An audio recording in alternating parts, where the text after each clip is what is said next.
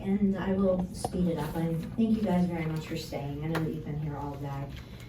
You've heard a lot of heartbreaking situations, a lot of people getting upset, and rightfully. I have been a support coordinator since the inception of the waiver program, so since 1993, so I'm showing my age.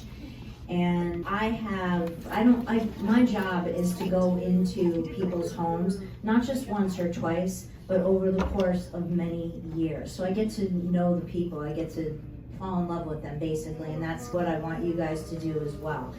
And to recognize, I brought a little eye candy, although I won't call it candy.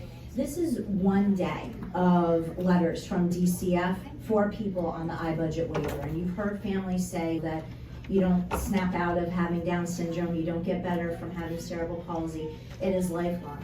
These processes are costing us more as a state than just providing the services to the folks. So the Medicaid unwinding, I don't think that we need legislative action for it. I think that's something that can just be ended at this point for these folks that are on this program, especially since we're talking about 2 state agencies and less than 36,000 people. So that in particular. The info that you guys have in front of you, this first packet here, this is verbiage that was entered last year, but it came late in session, but Chair Broxson and Brooke McKnight had come up with this to help address the provider shortage that's going on. It's $50 million. I would really like to see you guys advocating for that. The next little section underneath that is clipped together, and that is just emails from APD for Collier and Lee County alone from October through December looking for support coordinators. The following thing underneath that are screenshots from APD's own website showing the list for each of the regions, each 6 regions, for the providers that they need. So this money, if it could be approved, would be very beneficial for the people of the program and helping to ensure that there's quality providers. That's also another issue. And that was brought up before as well, just the actual lack of quality of providers. I know that I had a few other things to say, but you guys heard from the families, which is the most important thing.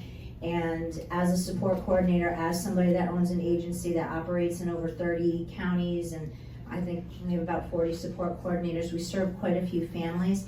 And you heard one of them, Victoria, say that they had 7 support coordinators in 15 months. That's terrible. We're supposed to be in there getting to know the families over years. I look to hire people that want to dedicate their life, just like I have dedicated my life to this particular population. These families are wonderful.